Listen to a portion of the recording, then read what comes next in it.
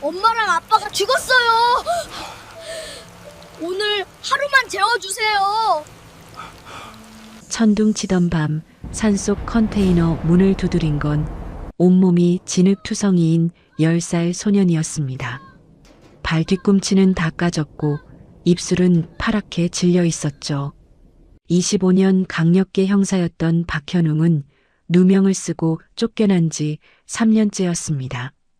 뒤에선 검은 양복의 사내들이 손전등을 들고 숲을 뒤지고 있었죠. 전화 받으면 바로 들켜요. 전화벨이 울릴 때마다 아이는 비명을 질렀습니다. 며칠 뒤 전국에 수배령이 내려졌습니다. 전직 부패경찰 박현웅, 재벌 3세 유괴. 도대체 그날 밤 무슨 일이 있었던 걸까요?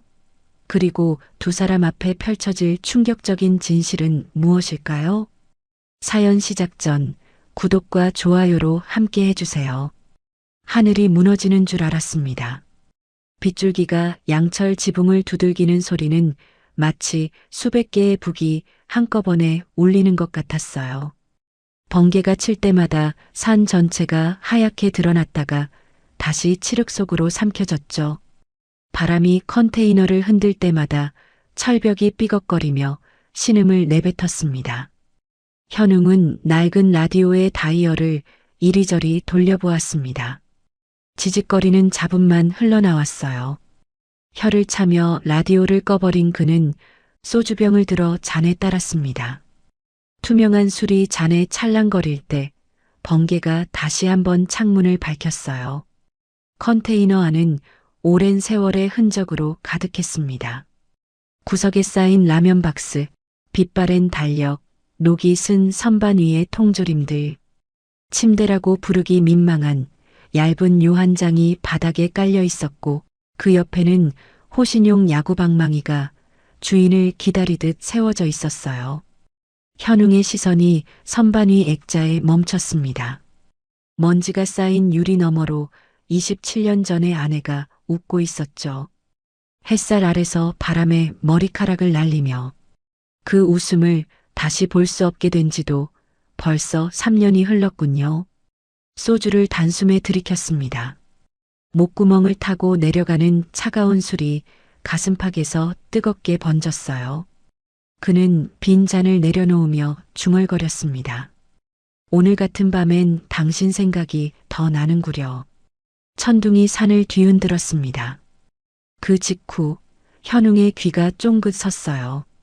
빗소리 사이로 묘한 소리가 끼어들었거든요. 쾅, 쾅쾅. 산짐승이 아니었습니다. 너무 규칙적이었어요. 누군가 철문을 두드리는 소리였죠. 현웅의 손이 본능적으로 야구 방망이를 움켜쥐었습니다. 25년간 강력계 형사로 굴러온 몸이 기억하는 대로 움직였어요. 숨을 죽이고 문 옆 벽에 등을 붙인 채 그는 방망이를 어깨 위로 들어 올렸습니다.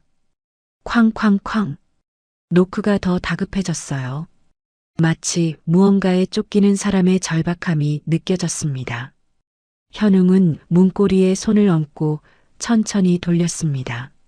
문이 열리는 순간 폭풍이 방 안으로 밀려들었어요. 빗물과 나뭇잎이 얼굴을 때렸죠. 그리고 그 빗속에 아이가 서 있었습니다. 10살쯤 되어 보이는 사내 아이. 고급스러운 옷은 찢겨 있었고 맨발은 피와 흙으로 엉망이었습니다. 공포에 질린 눈동자가 번개에 번쩍였죠. 현웅의 시선이 아이 너머 어둠 속을 향했습니다. 하나, 둘, 셋. 적어도 대여섯 명은 되어 보였습니다. 검은 양복을 입은 사내들이 숲을 샅샅이 뒤지고 있었거든요. 지직. 무전기 소리가 빗소리를 뚫고 희미하게 들려왔습니다. 동쪽 수색 완료. 서쪽으로 이동한다. 현웅은 망설임 없이 아이의 뒷덜미를 낚아채 방 안으로 끌어들였습니다. 문을 잠그고 전등을 끄는 데는 2초도 걸리지 않았죠. 컨테이너는 순식간에 암흑에 잠겼습니다. 현웅은 창문으로 다가가 커튼 틈으로 밖을 엿보았어요. 손전등 불빛이 이쪽을 향해 다가오고 있었습니다. 심장이 쿵쿵거렸지만 그는 숨소리조차 죽였어요. 옆에서 아이의 이가 딱딱 부딪히는 소리가 들렸습니다. 불빛이 컨테이너 창문을 스치고 지나갔습니다. 그 짧은 순간이 영겁처럼 느껴졌어요. 현웅은 아이의 입을 막은 손에 저도 모르게 힘을 주었습니다. 빗줄기가 너무 세다. 저쪽 계곡으로 돌아가자. 발소리가 점점 멀어졌습니다. 자갈을 밟는 소리가 빗소리에 묻혀 사라질 때까지 현웅과 아이는 어둠 속에서 꼼짝도 하지 않았어요. 현웅은 그제야 숨을 내쉬었습니다. 전등을 켜자 아이가 보였습니다. 방 구석에 웅크린 채 사시나무처럼 떨고 있었죠. 젖은 머리카락이 이마에 달라붙어 있었고 입술은 파랗게 질려 있었어요. 현웅은 아이의 행색을 찬찬히 살폈습니다. 찢어지고 진흙이 묻었지만 그 옷감의 질감은 분명 값비싸 보였습니다. 부유한 집 자재들이나 입을 법한 옷이었죠. 햇볕에 그을린 적 없는 하얀 피부도 그랬습니다. 그런데 발이 문제였어요. 맨발이 흙과 피로 엉망이었거든요. 날카로운 돌에 긁힌 자국, 부르튼 물집, 피딱지가 앉은 상처들, 발 뒤꿈치는 벗겨져 살점이 드러나 있었습니다. 이건 하루 이틀에 생긴 게 아니었어요. 현웅의 형사 본능이 속삭였습니다. 단순한 가출이 아니라고. 넌 누구냐? 아이는 대답하지 않았습니다. 오히려 뒷걸음질 치며 더 깊은 구석으로 파고들었어요. 눈동자에 서린 공포가 말보다 많은 것을 말해주었죠. 저 눈빛은 현웅도 수없이 보아왔습니다. 끔찍한 일을 당한 피해자들의 눈이었거든요. 현웅은 한숨을 내쉬었습니다. 더 다그쳐봐야 소용없다는 걸 알았어요. 그는 낡은 장롱에서 수건을 꺼내 아이에게 던져주었습니다. 물기 닦고 옷 벗어. 그대로 자면 감기 걸린다. 말을 마친 현웅은 가스버너 앞으로 갔습니다. 냄비에 물을 붓고 불을 켰어요. 냉장고에서 묵은 된장 한 덩이와 쪼글쪼글해진 두부를 꺼냈죠. 칼이 도마를 두드리는 소리가 빗소리와 섞였습니다. 구수한 냄새가 좁은 컨테이너 안에 퍼지기 시작했어요. 된장이 보글보글 끓으며 김을 내뿜었죠. 아이의 코가 꿈틀거렸습니다.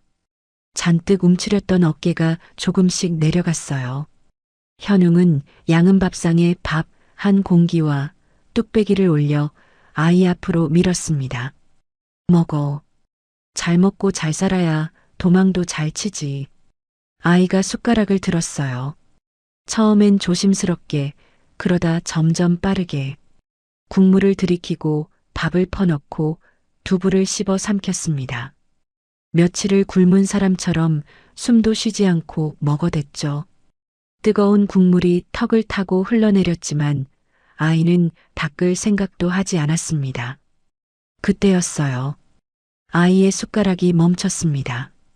어깨가 들썩이더니 소리 없이 눈물이 뺨을 타고 흘러내렸어요. 울음소리 하나 없이 그저 눈물만 뚝뚝 떨어져 밥 위에 고였습니다. 아이는 그래도 먹는 걸 멈추지 않았어요. 눈물과 밥을 함께 삼키며 어린 입술이 파르르 떨렸지만 목구멍으로 밥을 넘기는 건 멈추지 않았죠. 현웅은 그 모습을 말없이 바라보았습니다.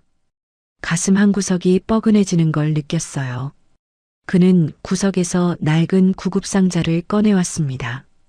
녹슨 자물쇠를 열자 반창고와 붕대, 빨갛게 변색된 소독약이 보였어요.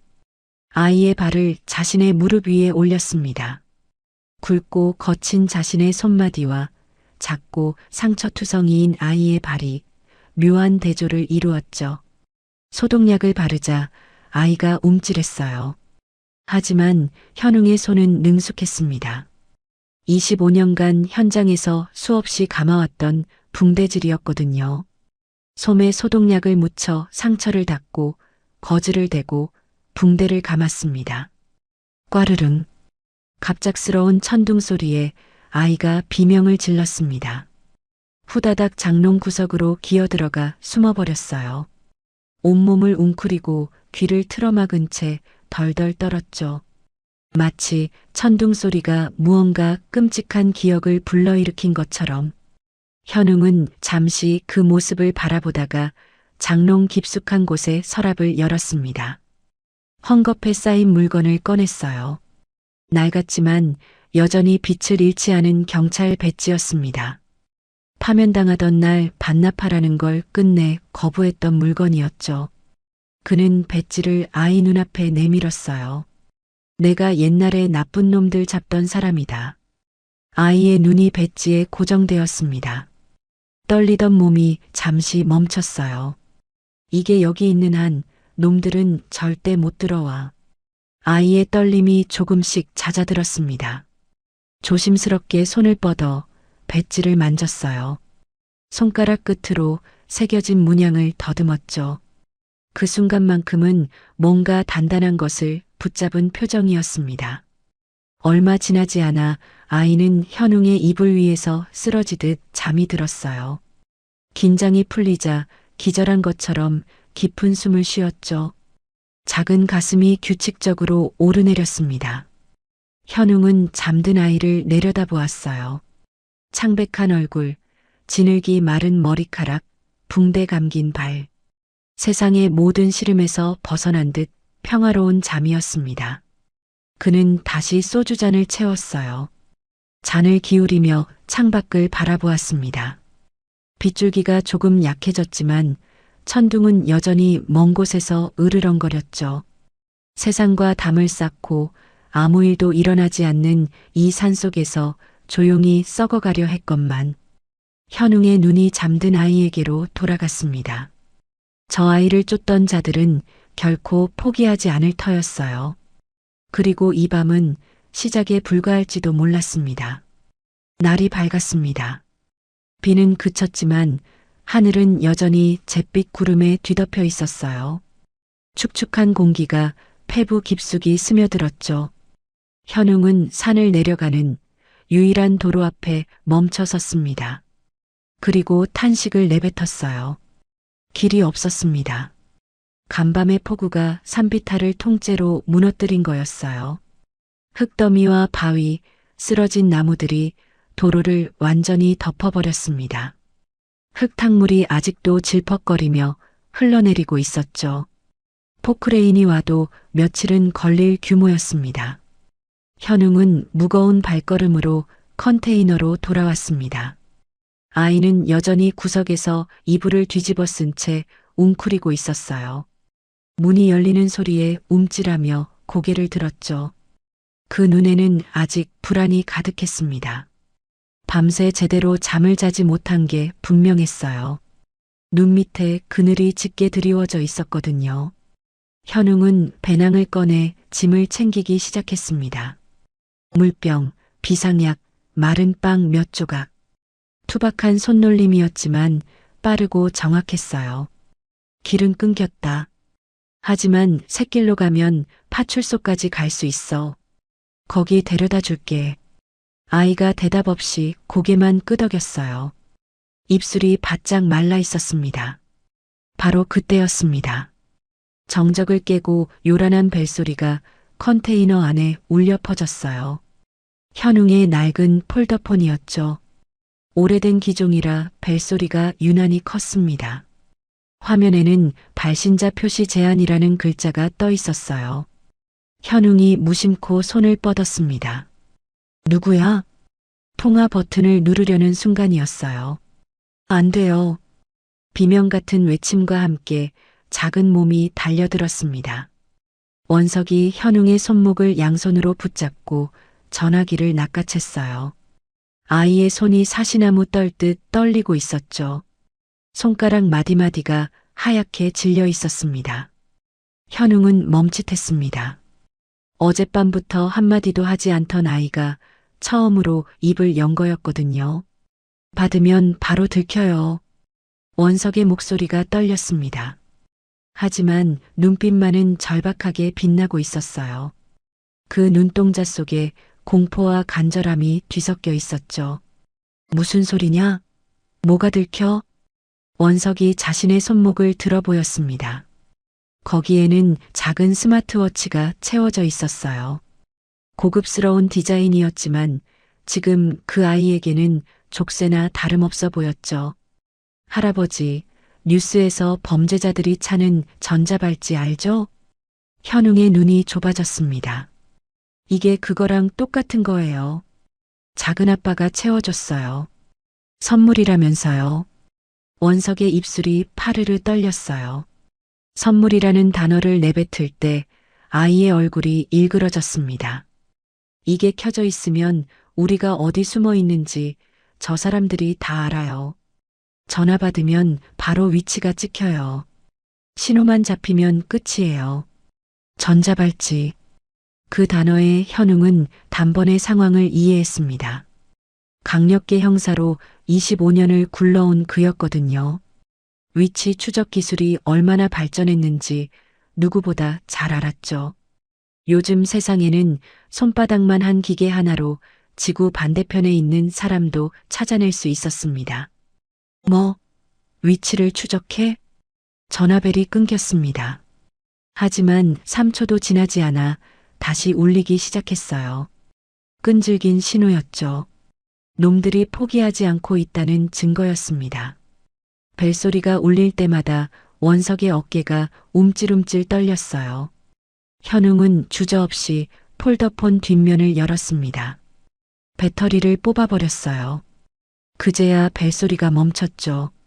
컨테이너 안에 다시 정적이 내려앉았습니다. 원석이 안도의 한숨을 내쉬었어요. 현웅이 아이 앞에 무릎을 꿇었습니다. 진지한 눈빛으로 아이의 얼굴을 들여다보았어요. 너 그냥 집 나온 애가 아니구나. 원석이 고개를 떨궜습니다. 누구한테 쫓기는 거냐? 아이의 어깨가 떨렸습니다. 작은 입술을 꽉 깨물고 있었죠.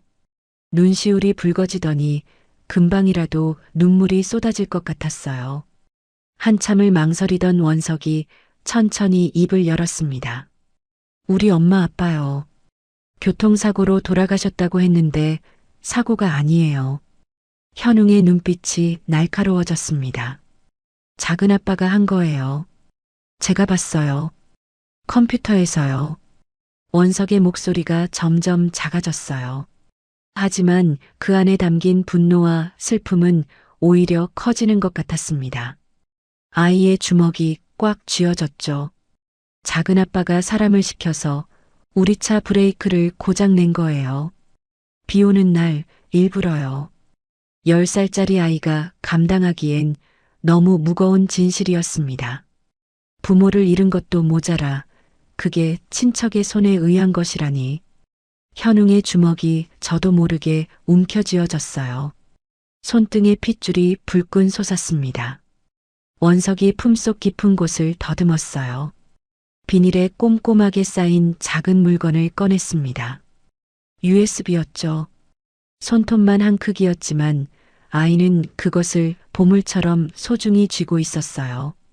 이것도요. 작은아빠가 회사에서 훔쳐간 돈 장부예요. 제가 가져왔어요. 현웅은 그 조그만 손에 들린 USB를 바라보았습니다. 저 작은 물건 하나에 수백억의 비밀이 담겨 있을지도 몰랐어요. 그리고 저 아이는 그 무게를 홀로 짊어지고 이 깊은 산속까지 도망쳐 온 거였죠. 가슴 한쪽이 뜨겁게 달아올랐습니다. 세상에 이런 일이. 현웅은 잠시 말을 잇지 못했어요. 저 어린 녀석이 겪었을 공포와 외로움이 머릿속에 그려졌거든요.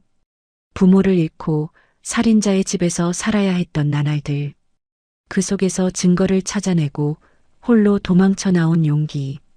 보통 어른도 해내기 힘든 일이었습니다. 그래서 도망친 거구나. 살려고. 현웅의 말에 원석이 입술을 깨물며 고개를 끄덕였습니다. 원석이 손목에 스마트워치를 풀려고 손을 가져갔어요.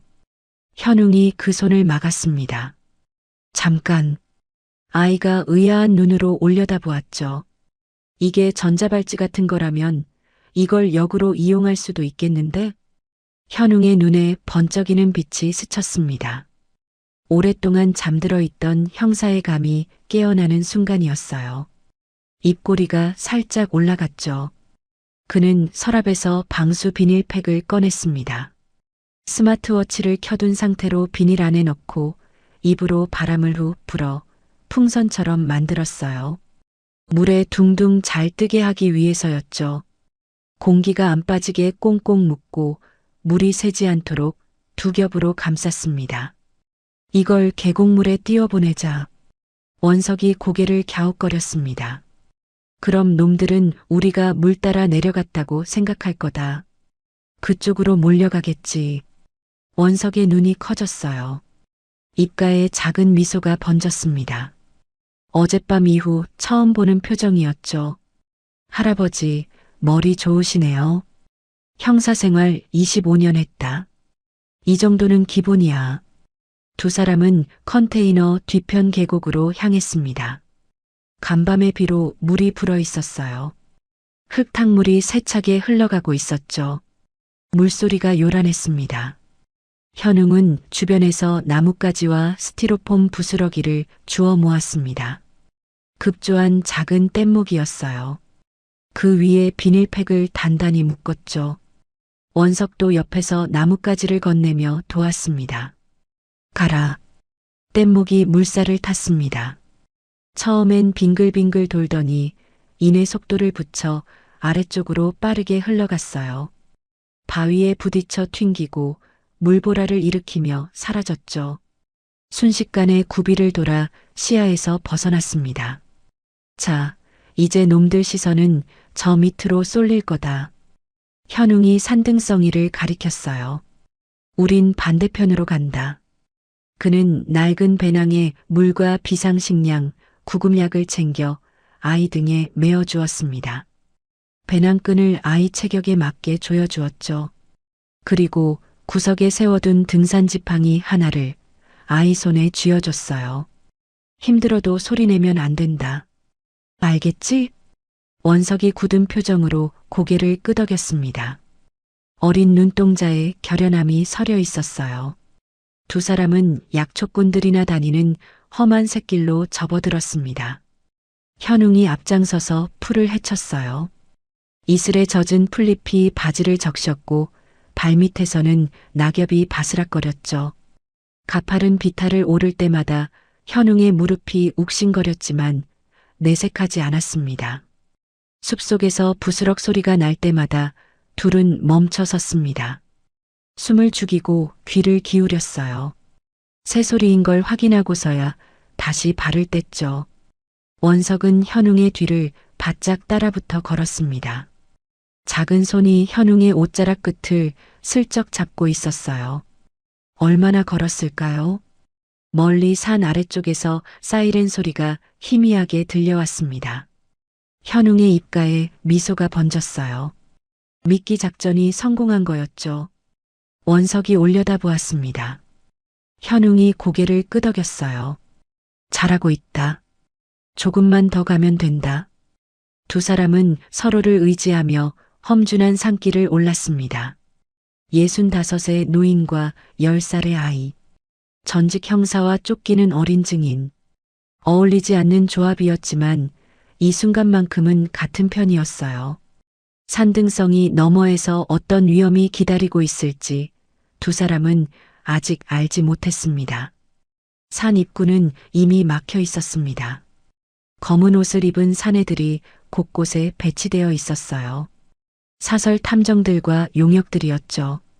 검은 양복을 입은 사내들이 무전기를 든 채 등산로 입구를 개미 새끼 한 마리 못 지나가게 지키고 있었습니다. 현웅은 나무 뒤에 몸을 숨긴 채 혀를 찼습니다. 독한 놈들. 산 전체를 포위했어. 그때였습니다. 위잉. 하늘에서 묘한 소리가 들려왔어요. 현웅이 고개를 들었습니다. 숲 위로 작은 물체가 날아다니고 있었죠. 최신형 열감지 드론이었습니다. 프로펠러가 돌아가는 소리가 성난 말벌 떼처럼 윙윙거렸죠. 현웅의 얼굴이 굳었습니다. 열감지라면 나무 뒤에 숨어도 소용없었거든요. 체온이 그대로 잡히니까요. 이리 와. 현웅은 원석의 손목을 잡아 끌었습니다. 근처 바위 밑에 움푹 파인 곳이 보였어요. 아이를 그 안으로 밀어넣고 주변의 나뭇가지와 낙엽으로 재빨리 위장했습니다. 자신도 몸을 웅크려 바위 틈에 끼어들었죠. 돌의 차가운 기운이 등줄기를 타고 스며들었습니다. 드론이 머리 위로 다가왔습니다. 윙윙거리는 소리가 심장을 조여왔어요. 드론의 카메라 렌즈가 마치 살아있는 눈동자처럼 두 사람이 숨은 바위 쪽을 빤히 내려다보는 것 같았어요. 10초, 20초, 연것 같은 시간이 흘렀습니다. 드론이 천천히 방향을 틀더니 다른 쪽으로 날아갔습니다. 그제야 현웅이 참았던 숨을 몰아쉬었습니다. 저 기계 꼭 매 같아요. 원석이 속삭였습니다. 네. 매가 사냥할 때요. 고개 돌려 딴 데 볼 때 뛰어야 해요. 그때 시야에서 벗어나는 거예요. 현웅은 아이를 물끄러미 바라보았습니다. 10살짜리 입에서 나올 말이 아니었거든요. 이 녀석 보통이 아니었어요. 그래. 점의 놈이 눈을 돌릴 때 그때 움직이자. 현웅은 주변 지형을 살폈습니다. 소나무와 잣나무가 빼곡하게 들어차 있었죠. 저 안으로 들어가면 하늘에서 잘 보이지 않을 거였습니다. 험한 산길이었습니다. 미끼 작전 때문에 정해진 길을 두고 가시덤불이 우거진 비탈길을 타야 했으니까요. 원석의 체력이 바닥나기 시작했습니다. 원석이 젖은 낙엽을 밟고 미끄러졌어요. 비탈 아래로 구르며 날카로운 나뭇가지와 돌부리에 온몸을 부딪혔습니다. 원석아. 현웅이 황급히 아이를 잡았습니다. 다행히 크게 다치진 않았지만 옷이 찢어지고 여기저기 생채기가 나버렸죠. 아이는 입술을 꽉 깨물고 울음을 삼켰습니다. 엎혀라. 원석이 고개를 저었어요. 괜찮아요. 걸을 수 있어요. 시간 없다. 빨리. 현웅이 등을 돌려 쪼그려 앉았습니다. 원석이 망설이다가 조심스럽게 등에 올라탔어요. 아이의 몸이 깃털처럼 가벼웠습니다. 며칠을 굶었으니 당연했죠. 현웅은 아이를 업고 산을 탔습니다. 다리가 후들거렸지만 이를 악물었어요. 과거 형사 시절 범인을 쫓아 밤새 산을 헤매던 기억이 떠올랐습니다. 그때의 체력이 어디 가겠어요. 몸이 기억하고 있었죠. 무릎이 욱신거렸지만 멈추지 않았습니다. 얼마나 걸었을까요? 낡은 목재 기둥이 눈에 들어왔습니다. 폐광 입구였어요. 옛날에 금을 캐던 곳이라 했습니다. 입구가 좁고 안쪽이 깊어서 드론이나 사람 눈에 띄기 어려웠죠. 여기다. 들어가자. 동굴 안으로 들어서자 냉기가 확 밀려왔습니다. 습한 공기가 피부에 달라붙었어요. 물 떨어지는 소리가 어둠 속에서 똑똑 울렸죠. 곰팡이 냄새가 코를 찔렀습니다. 두 사람은 안쪽 깊숙한 곳에 자리를 잡았습니다. 바닥이 축축했지만 그나마 바람을 피할 수 있었어요. 원석이 주머니를 뒤적였습니다. 비닐에 쌓인 USB를 꺼냈어요. 아이의 얼굴이 굳었습니다. 절망적인 탄식이 흘러나왔어요. USB가 젖어 있었습니다. 아까 구를 때 찢어졌나 봐요. 원석이 울먹이며 찢어진 비닐 조각을 보여주었습니다.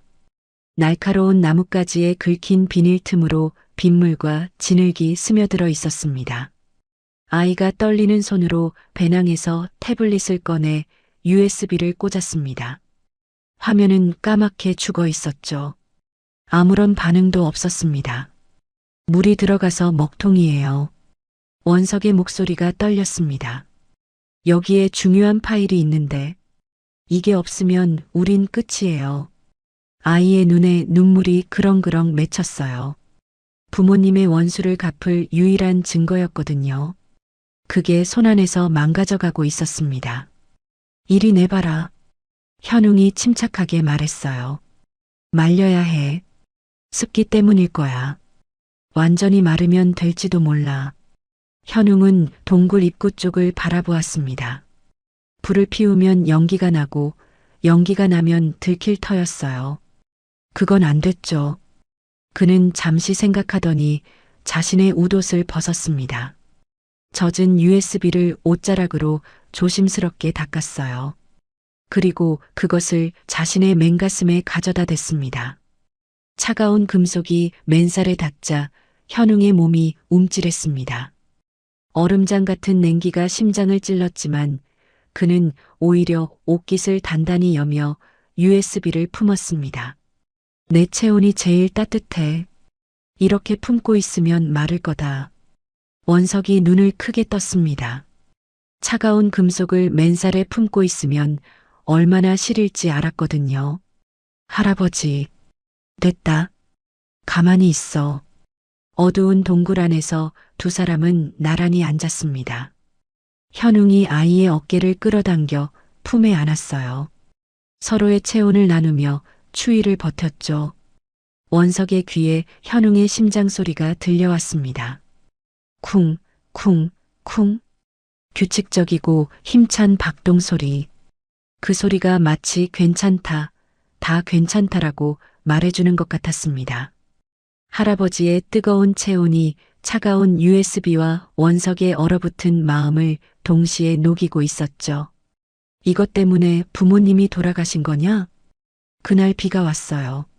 아빠가 운전하고 엄마가 옆에 앉았는데 차가 미끄러지면서 가드레일을 뚫었대요.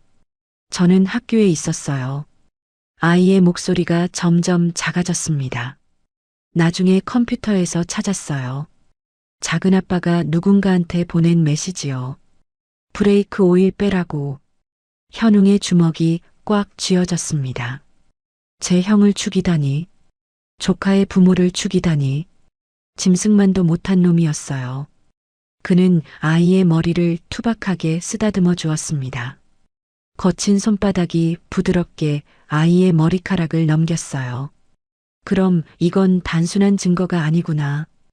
현웅의 목소리가 낮게 가라앉았어요. 네 부모님 목숨이다. 원석이 고개를 떨궜습니다. 어깨가 들썩였어요. 소리 없이 울고 있었죠. 내가 무슨 일이 있어도 이건 지켜주마. 현웅의 말에 원석이 훌쩍거렸습니다. 작은 손이 현웅의 옷자락을 꽉 움켜쥐었어요. 부모님이 돌아가신 후 누군가가 자신의 편이 되어주겠다고 말해준 건 처음이었거든요. 아이의 눈에서 뜨거운 눈물이 흘러내렸습니다. 시간이 얼마나 지났을까요? 현웅이 품속을 더듬었어요. USB를 꺼내 만져보았습니다. 물기가 말라 있었어요. 체온에 데워져 따뜻해져 있었죠. 한번 해보자. 원석이 떨리는 손으로 USB를 태블릿에 꽂았습니다. 숨막히는 정적. 띠링. 경쾌한 알림음과 함께 화면이 환하게 켜졌습니다. 됐다.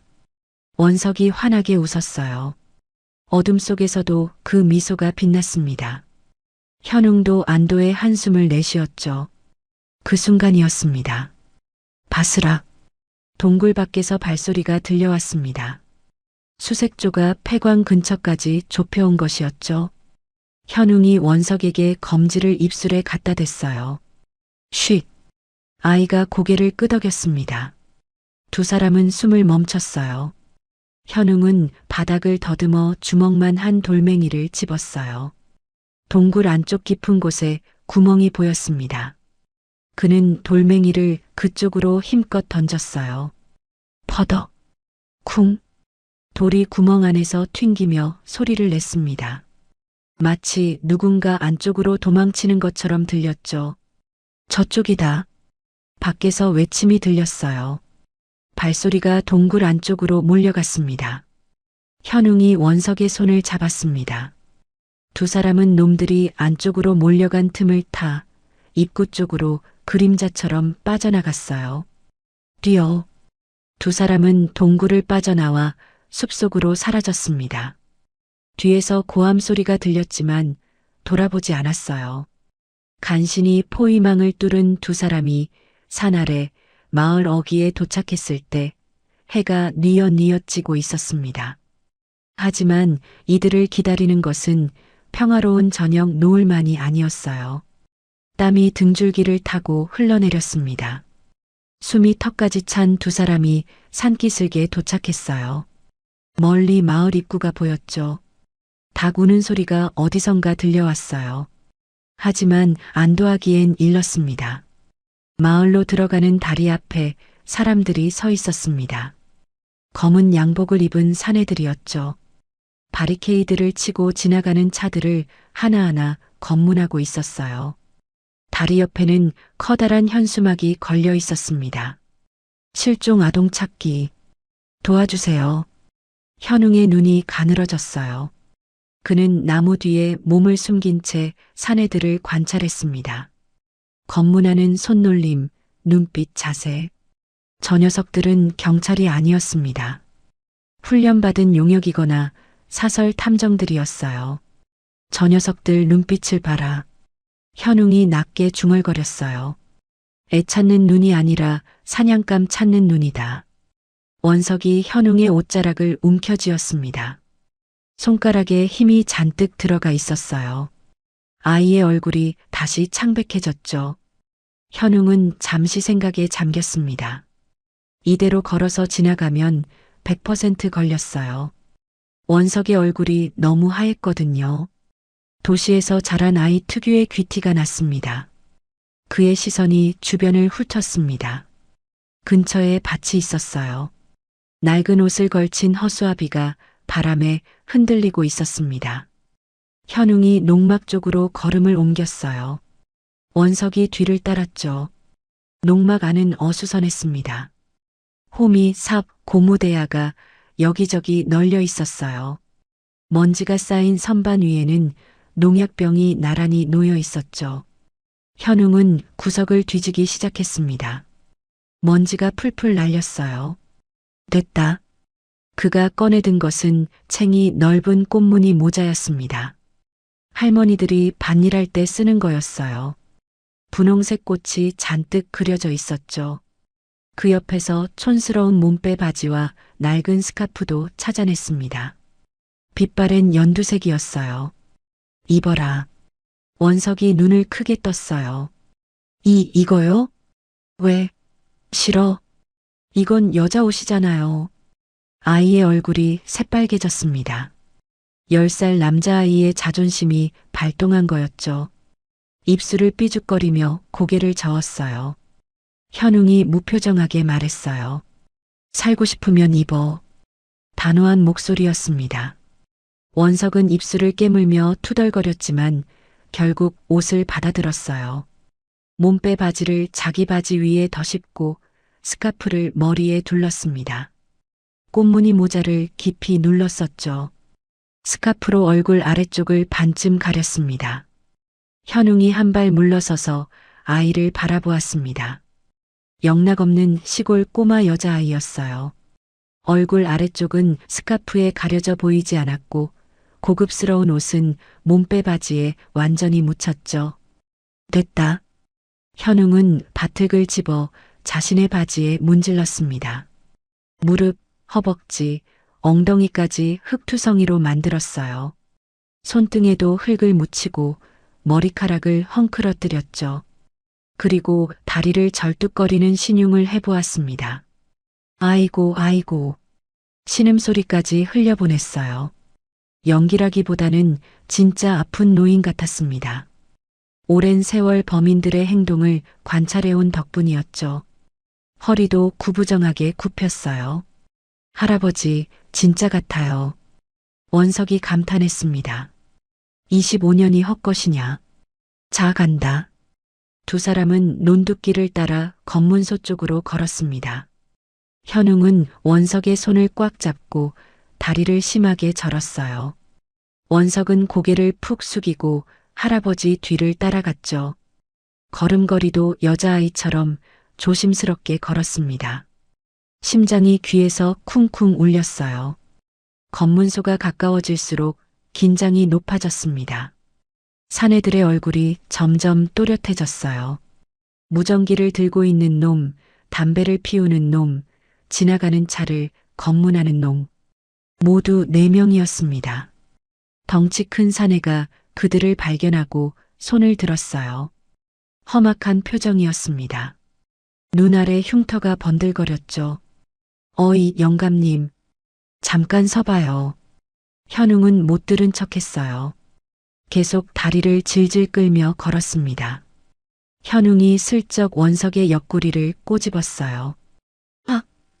원석이 외마디 비명을 질렀죠.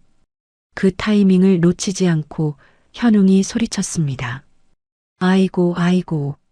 우리 집 귀한 손녀배 아파 죽네. 비켜요, 비켜.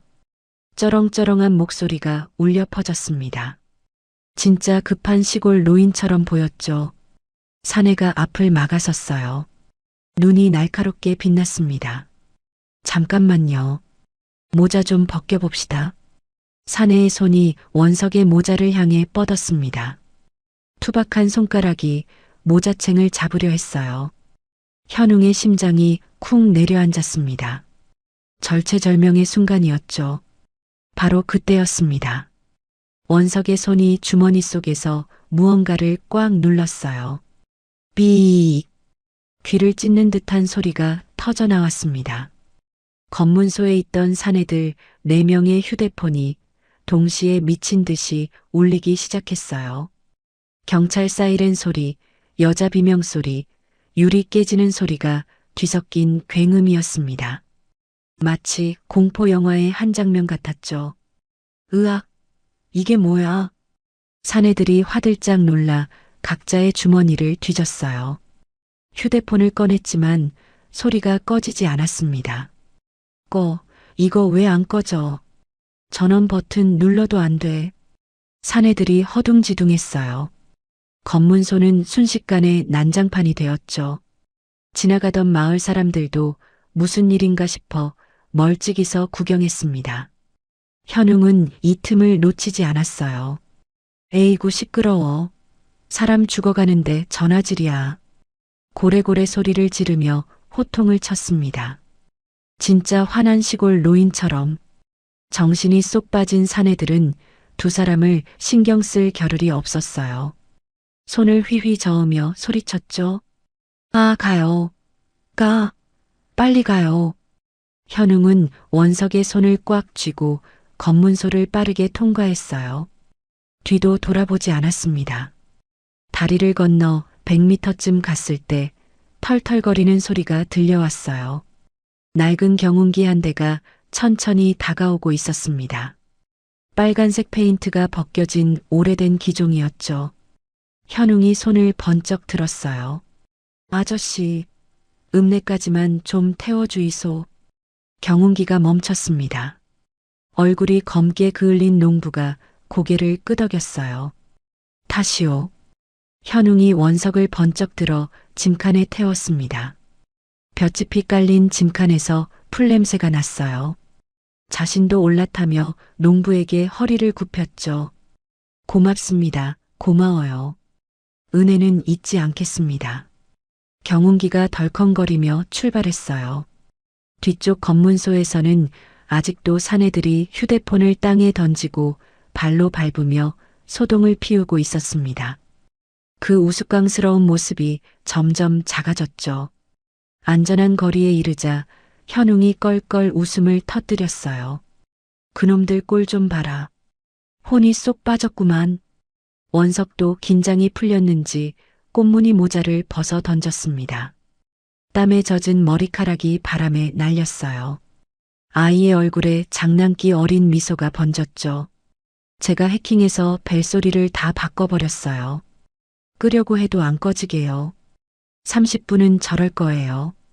현웅이 눈을 동그랗게 떴습니다. 네가 그걸 했어? 언제? 아까 할아버지가 밭에서 옷 찾으실 때요. 태블릿으로 근처 신호 잡아서 미리 심어뒀죠. 현웅은 아이의 머리를 투박하게 쓰다듬었어요. 감탄이 절로 나왔습니다. 기특한 놈. 내가 호랑이 새끼를 데리고 다니는구만. 원석이 쑥스럽게 웃었어요. 어젯밤 처음 만났을 때와는 전혀 다른 얼굴이었습니다. 경운기가 읍내 시장 어귀에 도착했을 때 해가 완전히 저물어 있었어요. 가로등이 하나둘 켜지기 시작했죠. 두 사람은 농부에게 거듭 인사하고 경운기에서 내렸습니다. 시장 골목에는 저녁을 준비하는 냄새가 가득했어요. 순대국, 칼국수, 기름 냄새가 섞여 코끝을 자극했죠. 긴장이 풀린 탓인지 원석의 배에서 꼬르륵 하는 소리가 크게 울렸습니다. 배고프냐? 현웅의 물음에 원석이 얼굴을 붉히며 고개를 끄덕였습니다. 현웅은 주머니를 뒤적여 꼬깃꼬깃한 지폐 몇 장과 동전을 확인했죠. 하지만 현웅은 식당이 아닌 구석진 곳으로 발걸음을 옮겼습니다. 밥은 나중에. 먼저 해야 할 일이 있다. 그의 눈길이 머문 곳은 낡은 공중전화 부스였습니다. 녹슨 철제 프레임 속에 덩그러니 놓인 전화기. 요즘 사람들은 거들떠보지도 않는 물건이었지만 지금 현웅에게는 유일한 생명줄이나 다름없었어요. 현웅은 수화기를 들었습니다. 뚜. 건조한 신호음이 귓가에 울렸습니다. 그는 주머니에서 동전을 꺼내 투입구에 넣었어요. 동전이 떨어지는 소리와 함께 머릿속에 한 사람의 얼굴이 스쳐 지나갔죠. 자신이 뇌물 누명을 쓰고 파면당하던 날 모두가 등을 돌릴 때 유일하게 자신의 일처럼 분해하며 펑펑 울어주던 녀석. 썩어 빠진 조직에서도 아직 양심을 버리지 않은 미련한 후배. 이민곤. 현웅은 굳은 살 박인 손가락으로 천천히 번호를 눌렀습니다. 세상이 다 적이라 해도 그 녀석만은 전화를 받아줄 거라는 믿음 하나로 신호가 가기 시작했습니다. 긴 하루의 끝, 반격의 서막을 알리는 신호였습니다. 현웅은 인적이 드문 골목길을 골라 움직였습니다. 가로등도 깨져 있고 CCTV도 없는 좁은 샛길이었죠. 담벼락엔 낙서가 가득했고 쓰레기통 뒤에서 길고양이가 튀어나왔습니다. 원석은 현웅의 등 뒤에 바짝 붙어 걸었습니다. 아이의 손이 현웅의 옷자락 끝을 생명줄처럼 꽉 쥐고 있었어요. 허름한 여관이 눈에 들어왔어요. 간판에 글씨가 반쯤 지워져 있었죠. 페인트가 벗겨진 외벽에는 이끼가 끼어 있었습니다. 현웅은 주변을 한번 둘러본 뒤 안으로 들어갔어요. 카운터에 앉은 주인은 TV 드라마에 빠져 고개도 들지 않았습니다. 2층 구석방에 들어서자 현웅이 그제야 길게 숨을 내쉬었습니다.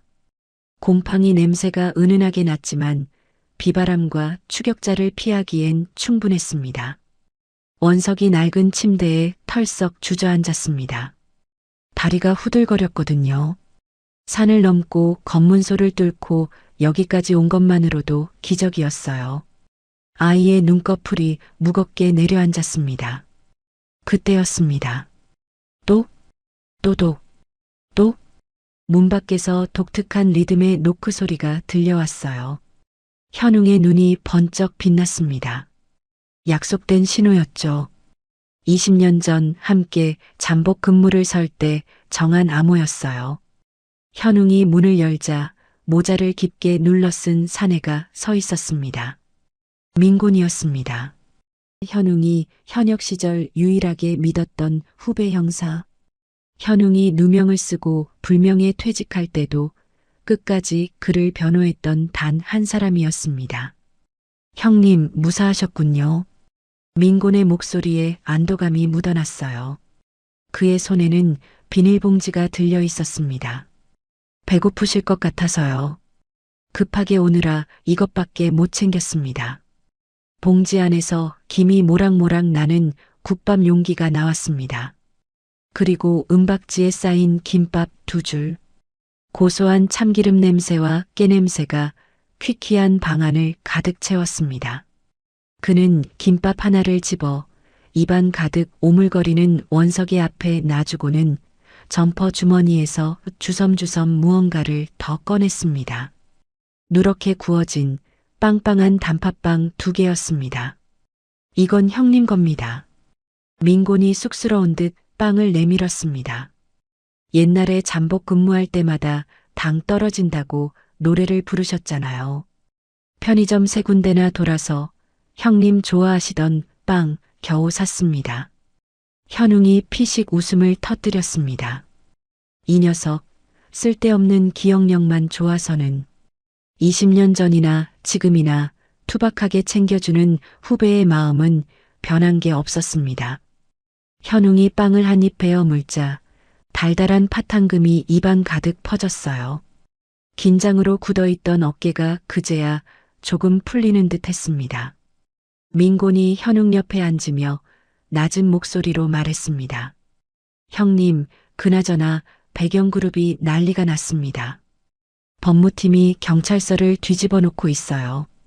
서장님한테도 압력이 들어왔고요. 현웅의 얼굴이 굳었어요. 그놈들이 벌써 손을 썼군. 네. 형님을 유괴범으로 몰고 있습니다.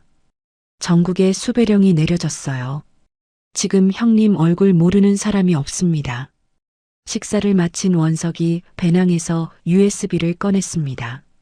아까 동굴에서 젖었던 게 걱정되었는지 입김으로 호호 불며 옷깃에 물기를 한 번 더 꼼꼼히 닦아냈습니다. 작은 손에 꽉 쥐어진 그 작은 물건이 이 모든 사단이 난 원흉이자 유일한 열쇠였습니다. 민곤이 가져온 노트북을 테이블 위에 올렸습니다. 원석이 떨리는 손으로 USB를 꽂았습니다. 폴더가 여러 보였어요. 회계장부, 거래내역, 계좌이체. 원석이 가장 위에 있는 폴더를 열었죠. 순간 화면이 파랗게 변했어요. 비밀번호를 입력하세요. 굵은 글씨가 화면 한가운데 떠 있었습니다. 그 아래에는 숫자를 입력하는 칸이 있었죠. 어떡하죠? 원석의 얼굴이 하얗게 질렸어요. 떨리는 손가락으로 몇 가지 숫자를 눌러보았습니다. 작은아빠의 생일, 56, 차번호 뒷자리, 56, 경고음이 날카롭게 울렸습니다. 3번 틀리면 파일이 다 삭제될 수도 있어요. 보안 프로그램이 그렇게 설정되어 있거든요. 원석의 말에 방 안에 무거운 침묵이 내려앉았습니다. 민곤이 이마에 땀을 닦았어요. 현웅의 미간에 주름이 깊게 패였죠. 전문 해커를 불러볼까요? 민곤이 조심스럽게 물었습니다. 현웅이 고개를 저었어요. 안 돼. 그랬다간 놈들이 바로 추적해 온다. 그는 화면을 뚫어지게 바라보았어요. 기술로 풀지 말고 머리로 풀자. 현웅이 원석을 바라보았어요. 네 작은아빠가 죽어도 안 잊어버릴 숫자가 뭐냐? 원석이 눈을 감고 생각에 잠겼습니다. 작은아빠, 배경그룹 전무 최태석. 차가운 눈빛, 거짓 미소. 하지만 가끔은 다른 모습도 있었죠. 술에 취해 짐승처럼 울부짖던 밤도 있었습니다. 생일이요. 1984년 3월 12일. 현웅이 고개를 저었어요. 그런 뻔한 거 말고 진짜 소중한 거. 남들은 모르는데 자기만 아는 거. 원석이 입술을 깨물었습니다. 기억을 더듬었어요. 작은아빠가 진짜 집착하던 것. 작은아빠는 옛날에 아빠랑 같이 부르던 노래를 좋아했어요. 현웅의 눈이 빛났습니다. 노래? 네. 술만 마시면 울면서 부르던 노래가 있어요. 형이랑 어릴 때 부르던 거라고요. 원석이 멜로디를 흥얼거렸어요. 나지막한 목소리였습니다. 나의 살던 고향은 꽃피는 산골. 현웅이 무릎을 탁 쳤습니다. 그거다. 민곤이 고개를 갸웃거렸어요. 고향의 봄이요? 그걸로 비밀번호를요? 옛날 사람들은 비밀번호를 그런 걸로 해놓지. 절대 안 잊어버리니까. 특히 형을 죽인 놈이라면 그 죄책감을 담은 노래를 비밀번호로 썼을 거야. 그게 놈의 유일한 양심이자 약점이지. 현웅이 원석을 바라보았습니다. 노래 개 이름을 숫자로 바꿔보자. 원석의 눈이 커졌습니다. 고개를 끄덕이더니 손가락을 움직이기 시작했습니다. 도는 1, 내는 2, 미는 3. 나의 살던 고향은 솔솔 미파솔 라라솔. 원석이 중얼거리며 숫자를 눌렀어요. 5, 5, 3, 4, 5, 6, 6, 5. 이번에 틀리면 모든 게 끝이었습니다. 방 안에 정적이 흘렀습니다. 원석이 눈을 질끈 감고 엔터키를 눌렀습니다. 딸깍. 화면에 자물쇠 그림이 풀리고 파일 목록이 쫙 펼쳐졌습니다. 열렸다. 세 사람이 동시에 환호성을 질렀어요. 원석이 펄쩍 뛰었고 민곤이 주먹을 쥐었습니다. 현웅의 입가에도 미소가 번졌죠. 파일을 하나씩 열었습니다. 숫자와 도표가 빼곡하게 적혀 있었어요. 페이퍼 컴퍼니 목록, 해외 계좌 송금 내역, 이중장부. 배경그룹이 돈을 빼돌린 증거가 낱낱이 담겨 있었죠. 금액을 대충 합산해도 수백억 원이 넘었습니다. 민곤이 입을 다물지 못했습니다. 형님, 이거 하나면 배경그룹은 끝장입니다. 횡령, 탈세, 배임, 전부 다 있어요. 하지만 현웅은 만족하지 않았어요. 고개를 저었습니다. 돈 문제로는 최태석을 감방에 쳐넣어도 금방 나온다. 벌금 내고 집행유예 받으면 끝이야. 재벌은 늘 그래왔지. 그의 눈빛이 날카로워졌어요. 살인 증거가 필요해. 원석이 부모를 죽인 증거. 방 안에 다시 무거운 침묵이 내려앉았습니다. 그때였습니다. 여관방 구석에 있던 낡은 TV에서 요란한 음악과 함께 속보 자막이 떴습니다. 민곤이 급히 리모컨으로 볼륨을 높였어요. 화면 가득 현웅의 얼굴이 떠올랐어요. 경찰 시절 찍은 증명사진이었습니다. 전직 부패 경찰 박현웅, 재벌 3세 유괴. 앵커가 심각한 표정으로 말했어요. 뇌물수수로 파면된 전직 형사 박현웅이 백연그룹 상속자인 10살 최원석 군을 유괴한 혐의를 받고 있습니다. 경찰은 전국에 긴급 수배령을 내렸으며 원석의 눈에서 눈물이 흘러내렸습니다. 거짓말이에요. 할아버지가 절 구해준 거라고요. 아이의 목소리가 떨렸어요. 억울함에 주먹을 꽉 쥐었죠. 자신을 구해준 사람이 범죄자로 몰리는 걸 지켜보는 건 너무 괴로웠어요. 그런데 현웅은 화를 내기는커녕 오히려 껄껄 웃음을 터뜨렸습니다. 잘됐다. 민곤과 원석이 동시에 현웅을 바라보았습니다.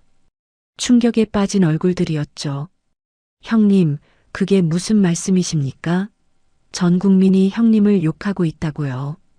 그러니까 잘됐다는 거야. 현웅의 눈에 서늘하고 날카로운 빛이 감돌았습니다. 오랫동안 잠들어 있던 전설의 형사가 완전히 깨어난 얼굴이었습니다. 내가 유괴범이면 유괴범답게 행동해서 놈들을 속여야지. 현웅이 테이블 위에 종이를 펼쳤습니다. 펜을 들고 거침없이 무언가를 그리기 시작했어요. 민곤아, 원석아. 지금부터 우리는 놈들을 낚을 거다. 아주 월척으로. 놈들을 낚을 미끼 작전. 그 밑그림이 서서히 모습을 드러내기 시작했습니다. 태석의 사무실은 서울 한복판 고층 빌딩 꼭대기에 있었습니다. 통유리 너머로 도시의 야경이 보석처럼 반짝였지만 태석의 눈은 대형 TV 화면에 고정되어 있었어요. 화면에는 전직 부패 경찰, 재벌 3세 유괴라는 자막과 함께 현웅의 얼굴이 대문짝만하게 떠 있었죠. 태석의 입가에 비릿한 미소가 번졌습니다. 여론은 완벽해. 이제 그 늙은이만 잡으면 끝이야. 그가 위스키를 한 모금 들이키는 순간 책상 위의 직통 휴대폰이 요란하게 울렸습니다. 발신자 표시 제한. 태석의 눈빛이 날카로워졌습니다. 그는 비서에게 녹음 신호를 보낸 뒤 전화를 받았어요. 여보세요? 나다. 방송 잘 봤다. 내가 아주 천하의 죽일 놈이 됐더구먼. 현웅의 걸걸한 목소리였습니다. 쫓기는 자의 다급함은커녕 오히려 여유가 느껴졌습니다. 태석은 짐짓 걱정스러운 목소리를 연기했습니다. 녹음되고 있었으니까요. 우리 원석이 어딨어? 아이 털끝 하나라도 건드리면 가만 안 둔다. 그러자 현웅이 코웃음을 쳤습니다. 연기 집어치워, 최태석. 본론만 하자고. 원하는 게 뭐야? 태석이 목소리를 낮췄습니다. 차가운 본색이 드러났습니다. 돈 50억? 현찰로. 그리고 해외로 나갈 배편. 인천항 7부두에 준비해. 돈은 주지. 장부는? 돈 받으면 넘기지. 하지만 명심해. 딴 수작 부리면 장부만 터지는 게 아니야. 현웅의 목소리가 서늘하게 깔렸습니다. 네가 그날 밤 저지른 짓, 네 형과 형수한테 한 짓까지 세상에 다 까발려질 거다. 긴 말 안 해도 잘 알겠지. 형과 형수라는 말에 태석의 동공이 지진 난 듯 흔들렸습니다. 손에 쥔 위스키 잔이 달달 떨렸죠. 좋아. 어디서 만날까? 내일 오후 2시. 서울역 물품 보관함 앞. 혼자 와. 친구들 데려오면 거래는 끝이다. 뚝. 전화가 끊기자마자 태석이 위스키 잔을 벽에 집어 던졌습니다. 쨍그랑. 서울역에 애들 전부 깔아. 내일 오후 2시다. 그 늙은이 반드시 내 앞에 데려와야 돼. 같은 시각, 허름한 여관방. 현웅이 폴더폰을 닫으며 씩 웃었습니다. 성공이다. 놈이 미끼를 덥석 물었어. 민공과 원석이 긴장된 표정으로 현웅을 바라보았습니다. 할아버지, 정말 서울역에 가실 거예요? 위험해요. 현웅이 고개를 저으며 아이의 머리를 쓰다듬었습니다. 아니, 거긴 민곤이가 갈 거야. 변장하고 놈들 시선만 끌어주면 돼. 우린 그 시간에 텅 빈 놈의 안방, 백연그룹 본사를 턴다. 현웅은 긴 설명 대신 민곤과 눈빛을 교환했습니다. 오랜 파트너였기에 구구절절한 작전 회의는 필요 없었습니다. 민곤아, 서울역을 부탁한다. 최대한 요란하게 놈들을 휘저어줘. 맡겨만 주십시오, 형님. 서울역을 아주 뒤집어 놓겠습니다. 다음 날 오전 11시, 민곤이 먼저 서울역으로 출발했습니다. 현웅은 청소용역업체 유니폼으로 갈아입었어요. 모자를 푹 눌러쓰고 검은 뿔테 안경을 쓰니 영락없는 평범한 청소부 아저씨였습니다. 원석은 낡은 야구 모자를 깊이 눌렀었습니다. 가자. 호랑이 굴로. 현웅이 나지막이 말했습니다.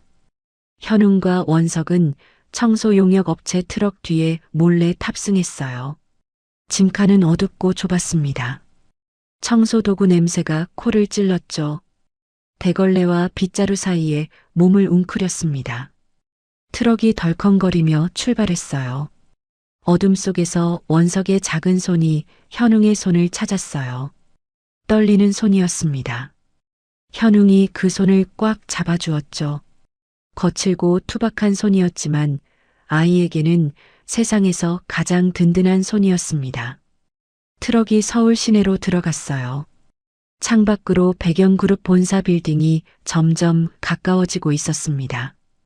그 거대한 유리 건물 안에서 모든 것이 결판날 터였어요. 오후 2시 서울역. 인파가 물결처럼 오갔습니다. 여행 가방을 끄는 사람들, 기차를 기다리는 사람들, 만남의 광장에서 누군가를 찾는 사람들. 평범한 오후의 풍경이었죠. 안내방송이 울려 퍼지고 커피 냄새가 공기 중에 퍼졌습니다. 하지만 그 속에 평범하지 않은 눈빛들이 숨어 있었습니다. 물품 보관함 주변에 검은 양복을 입은 사내들이 서성거렸어요. 신문을 보는 척, 커피를 마시는 척하면서 사방을 감시하고 있었죠. 태석이 보낸 용역들이었습니다. 사복 경찰들도 곳곳에 배치되어 있었어요. 현웅이 나타나기로 한 장소였습니다. 그 무리 속에 노숙자 한 명이 어슬렁거리고 있었어요. 때 묻은 점퍼에 헝클어진 머리카락. 아무도 그에게 눈길을 주지 않았습니다. 그저 지나치는 사람들 중 하나일 뿐이었어요. 민곤이었습니다. 그는 물품 보관함 근처를 천천히 배회했습니다. 일부러 수상하게 행동했죠. 보관함을 기웃거리다가 주변을 두리번거렸어요. 누군가를 기다리는 것처럼. 저놈 수상해. 용역 중 하나가 무전기에 대고 속삭였습니다. 시선들이 민곤에게 집중되었어요. 작전대로였죠. 바로 그 시각 백연그룹 본사 건물 지하 주차장. 청소 용역 트럭이 멈추고 짐칸에서 현웅과 청소 카트가 내려졌습니다. 현웅이 카트를 밀며 엘리베이터를 타고 회장실이 있는 꼭대기 층으로 향했습니다. 카트 안에는 원석이 숨죽여 웅크리고 있었죠. 층수가 하나씩 올라갈 때마다 긴장이 높아졌어요. 딩! 문이 열렸어요. 태석의 회장실이 있는 층이었습니다. 복도에 경호원 한 명이 서 있었죠. 덩치가 산만했어요. 굵은 목에 짧게 밀어버린 머리. 현웅이 고개를 숙인 채 카트를 밀고 다가갔습니다. 청소하러 왔습니다. 경호원이 의심스러운 눈으로 현웅을 훑쳤어요. 지금 회장님 안 계신데 위에서 시켜서요. 오늘까지 바닥 왁스 칠해놓으라고. 현웅이 허리를 굽히며 비굴한 척 웃었습니다. 경호원이 의심을 거두고 고개를 돌리는 순간 현웅의 손이 번개처럼 움직여 경호원의 급소를 가격했습니다. 억소리도 못 내고 쓰러진 그를 창고에 밀어 넣었습니다. 나와라. 원석이 카트에서 빠져나와 회장실로 들어갔습니다. 거대한 책상과 가죽 소파가 놓인 권력의 공간. 아이는 곧장 컴퓨터 앞에 앉았습니다. 관리자 승인이 필요합니다. 파란 잠금 화면이 앞을 막았습니다. 비서실에서 승인해주지 않으면 켜지지도 않는 시스템이었죠. 이거 못 둘라? 현웅이 물었어요. 원석이 씩 웃었습니다. 자신감 넘치는 표정이었어요. 할아버지, 보이스피싱 아시죠? 사기 문자 보내는 거요. 현웅이 고개를 끄덕였어요. 뉴스에서 많이 본 수법이었죠. 제가 비서 컴퓨터에 가짜 경품 당첨 창을 띄울 거예요. 사람은 공짜라면 무조건 누르게 돼 있거든요. 원석이 배낭에서 작은 노트북을 꺼냈습니다. 손가락이 키보드 위를 춤추듯 움직였어요. 복도 저편 비서실. 근무 중이던 비서의 모니터에 갑자기 화려한 팝업 창이 떴습니다. 금색 글씨가 반짝거렸어요. 긴급. 전 직원 특별 보너스 지급 확인. 지금 클릭하세요. 비서의 눈이 휘둥그레졌어요. 보너스라니. 의심할 틈도 없이 손가락이 확인 버튼을 눌렀습니다. 그 순간 원석의 화면에 글자가 떠올랐어요. 접속 성공. 걸려들었어요. 원석이 작게 환호했습니다. 손가락이 더 빠르게 움직였어요. 폴더를 뒤지고 파일을 찾았죠. 숨겨진 폴더가 눈에 들어왔습니다. 이름은 프로젝트 B. 그 안에는 날짜별로 정리된 음성 파일들이 빼곡하게 들어 있었습니다. 그중 하나를 재생하자 태석의 목소리가 흘러나왔습니다. 브레이크를 고장내서 사고로 위장해. 실수 없이 처리하라고. 심장이 쿵 내려앉았어요. 부모님을 죽이라고 지시하는 목소리. 원석의 눈에 눈물이 고였지만 이를 악물고 복사를 시작했습니다. 바로 그 시각 서울역. 태석이 뭔가 이상함을 느꼈습니다. 2시가 넘었는데 현웅은 나타나지 않고 노숙자 하나만 잡혔다는 보고만 들어왔죠. 함정이다. 태석의 얼굴이 일그러졌습니다. 모든 게 미끼였던 거였어요. 자신이 속아 넘어간 거였죠. 차 돌려. 회사로 간다. 차를 돌리며 태석은 비서에게 소리쳤습니다. 보안실장 연결해. 지금 당장 내 방으로 경비 병력 다 올려보내라고 해. 엘리베이터 정지시키고 비상계단 막아. 태석은 자신이 도착하기 전에 놈들을 도간에 든 쥐로 만들 작정이었습니다. 백연그룹 본사 회장실 80%, 90% 전송바가 천천히 움직이는데 복도밖이 소란스러워졌습니다. 회장실 포위에 엘리베이터 꺼. 보안팀의 무전소리와 다급한 발소리가 들려왔습니다. 태석의 지시를 받은 경비들이 들이닥치고 있었어요. 빨리 좀 해라 원서가. 현웅이 문을 가로막고 야구 방망이를 고쳐쥐었습니다. 다 됐어요. 원석이 USB를 뽑자마자 쾅 하고 문이 덜컹거렸습니다. 밖에서 경비들이 문을 부수려 하고 있었습니다. 창문으로 뛰어. 현웅이 미리 확인해둔 유리창 청소용 곤돌라줄을 끌어당겼습니다. 할아버지 무서워요. 나 믿고 꽉 잡아. 현웅이 원석을 안고 창밖 허공으로 몸을 던졌습니다. 쿠당탕. 회장실 문이 부서지며 경비들이 들이닥쳤지만 방은 텅 비어 있었고 열린 창문으로 커튼만 펄럭일 뿐이었죠.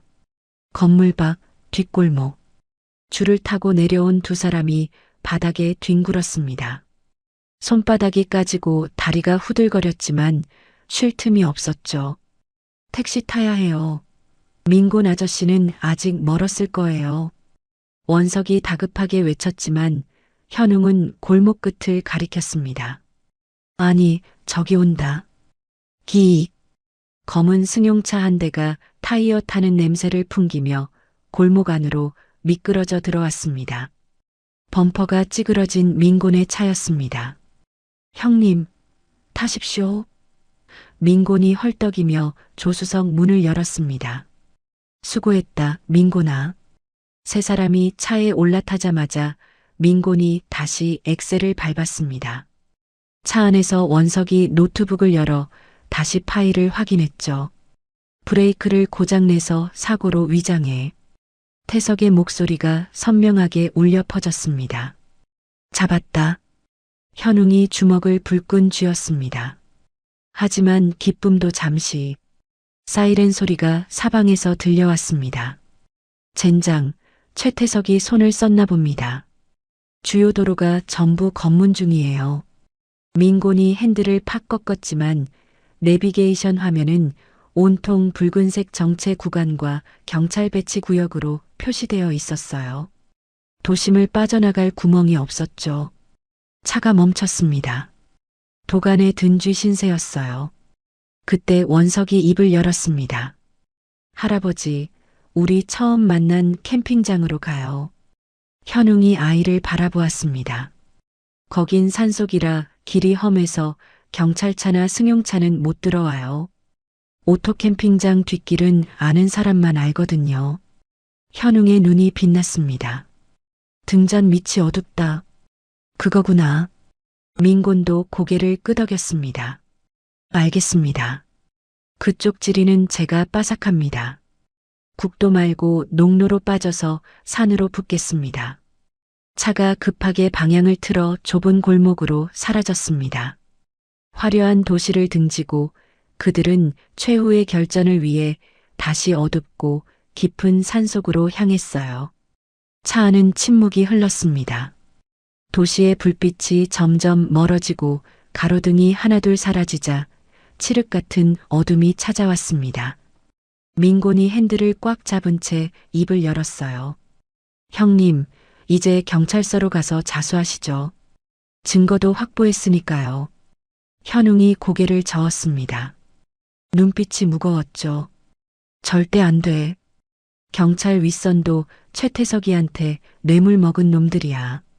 가봤자 증거 뺏기고 우리만 개죽음 당해.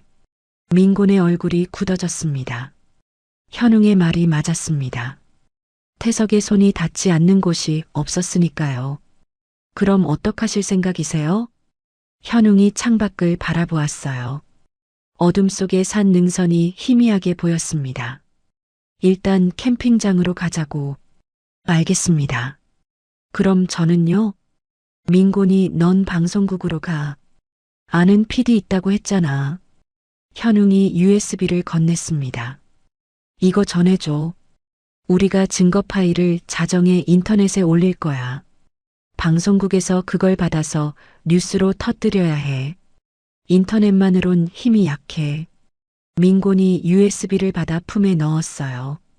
품속 깊이 감추었죠. 형님, 몸 조심하세요. 꼭 살아서 만납시다. 너도. 그리고 고맙다, 민곤아. 차가 산 입구에서 멈췄습니다. 현웅과 원석이 내렸어요. 민곤의 차가 멀어지는 것을 지켜보았죠. 테일 램프의 빨간 불빛이 어둠 속으로 사라지자 이제 세상에 둘만 남은 기분이었습니다. 두 사람은 산길을 올랐습니다. 숲 냄새가 코끝을 스쳤고 낙엽 밟는 소리만 고요한 산속에 울렸습니다. 컨테이너에 도착했을 때 안은 예상대로 난장판이었습니다. 놈들이 수색하면서 뒤집어 놓은 탓에 이불이 찢기고 물건들이 나뒹굴고 있었어요. 현웅은 한숨을 내쉬었지만 곧 묵묵히 정리를 시작했습니다. 원석도 옆에서 말없이 도왔죠. 정리가 얼추 끝나자 현웅이 밖으로 나갔습니다. 뭐 하시게요? 준비해야지. 놈들이 냄새를 맡고 다시 올 거다. 대비해야 해. 현웅은 숲속을 돌아다니며 재료를 모았습니다. 낚싯줄, 빈 깡통, 텐트 고정용 팩, 캠핑 도구함에 있던 것들이었지만 현웅의 손을 거치자 무기가 되었죠. 캠핑장 입구 숲길, 발목 높이의 낚싯줄을 팽팽하게 묶었습니다. 줄 끝에 빈 깡통과 작은 방울을 매달았습니다. 아날로그 경보 장치다. 전기도 필요 없고 고장도 안 나지. 원석이 눈을 동그랗게 떴습니다. 할아버지, 영화에서 본 거예요? 형사 25년 하면 이런 건 기본이야. 현장에서 배운 생존 기술이지. 다음은 함정이었습니다. 컨테이너 앞 넓은 터에 구덩이를 파고 얇은 나뭇가지와 낙엽으로 감쪽같이 덮었습니다. 나무 사이에는 그물을 쳐서 발에 걸리면 덮치게 만들었어요. 문 위에는 밀가루 포대를 매달아 문을 열면 하얀 가루가 쏟아지게 설치했습니다. 눈에 들어가면 앞이 안 보여. 그 틈에 도망치는 거야. 원석이 오랜만에 환하게 웃었습니다. 꼭 영화 나홀로 집에 같아요. 케빈이 도둑 혼내주는 거. 그래, 그 꼬마가 머리 써서 도둑 혼내주는 거. 우리도 해보는 거야. 두 사람은 킥킥 웃었습니다. 살얼음판 같은 긴장 속에서 찾아온 짧은 여유였어요. 원석은 컨테이너 안에서 노트북을 켰습니다. 할아버지, 자정에 자동으로 올라가게 예약해 놓을게요. 그래. 민곤이가 방송국에 도착할 시간도 필요하고 무엇보다 자정 뉴스가 시청률이 제일 높아. PD랑 그 시간에 터뜨리기로 약속했다는구나. 그때 터지면 분명 놈들도 손을 못 쓸 거다. 해가 지고 숲속에 완전한 어둠이 내려앉았습니다. 새소리도 멈추고 바람소리만 스산하게 울려 퍼졌어요. 밖에서 장작을 패는 소리가 울렸습니다. 현웅이 컨테이너 앞에 바리케이드를 만들고 있었어요. 통나무와 나무 상자를 쌓아 올렸죠. 두 사람은 남은 라면을 끓였습니다. 조그만 가스버너 위에서 김이 모락모락 피어올랐어요. 좁은 컨테이너 안에서 라면을 나눠 먹자 뜨거운 국물이 얼어붙은 몸을 녹여주었습니다. 무섭냐? 현웅이 물었습니다. 원석이 젓가락을 내려놓았어요. 잠시 생각하더니 고개를 저었습니다. 할아버지가 있어서 안 무서워요. 현웅의 가슴이 뜨거워졌어요. 이 어린 녀석이 자신을 이렇게 믿어주다니. 목이 메었습니다. 그는 아이의 머리를 쓰다듬었어요. 거친 손바닥이 부드럽게 머리카락을 넘겼습니다. 원서가, 넌 꼭 살아서 훌륭한 사람이 되라.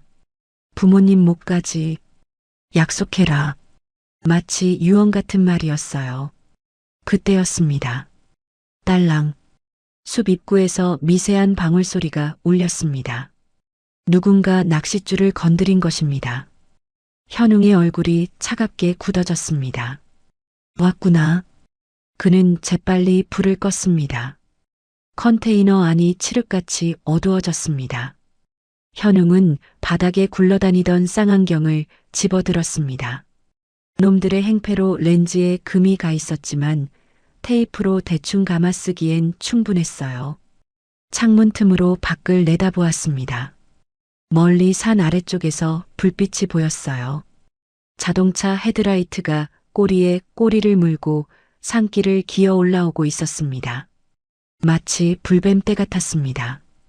그리고 그 위로 더 불길한 소리가 들려왔습니다. 두두두두두. 밤하늘을 가르는 둔탁한 프로펠러 소리. 나무들이 거세게 흔들렸습니다. 이놈들 봐라. 헬기까지 띄웠네. 현웅이 헛웃음을 지었습니다. 태석이 정말 끝장을 보려고 작정한 것이었어요. 현웅이 야구 방망이를 꽉 쥐었습니다. 원서가, 네. 절대 나오지 말고 컴퓨터만 지켜. 자정까지 30분 남았다. 그때까진 무슨 일이 있어도 버텨야 해.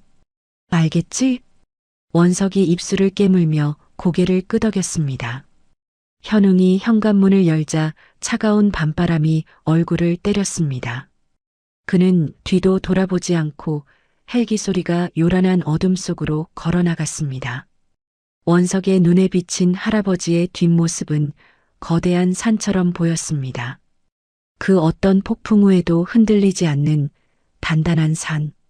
철컹. 컨테이너 문이 닫히고 원석은 혼자 남았습니다.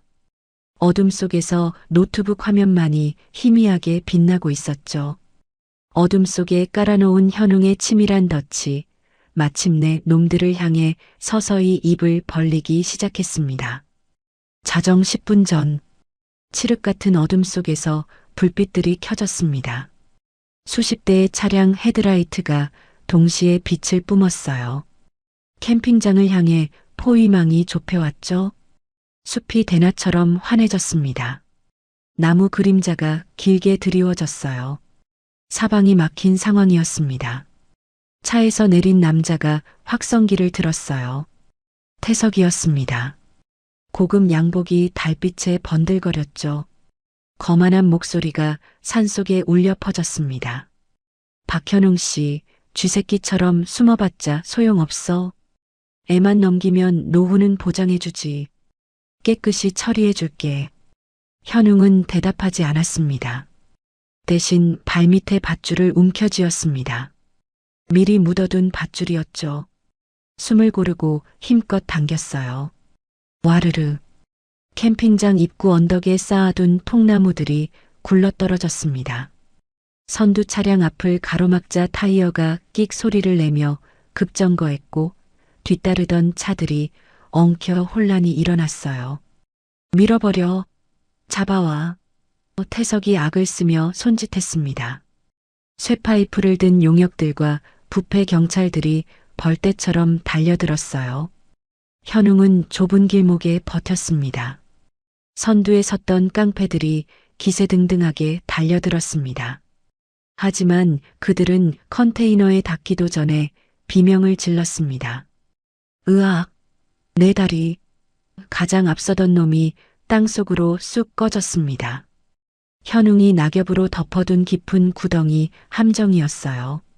놈이 허벅지까지 빠져 허우적대자 뒤따르던 놈들이 당황해서 주춤거렸습니다.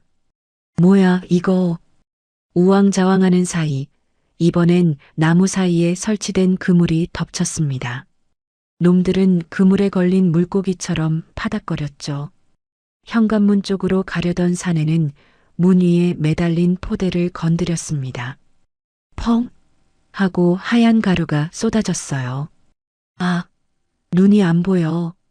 현웅의 아날로그 함정들이 적들의 기세를 완전히 꺾어 놓았습니다. 현웅은 혼란에 빠진 놈들 사이로 뛰어들었습니다. 첫 번째 놈의 정강이를 야구방망이로 후려치고 두 번째 놈을 업어치기로 넘겼습니다. 왕년에 범인을 쫓던 전설의 주먹이 살아났어요. 하지만 수정 열쇠는 어쩔 수 없었습니다.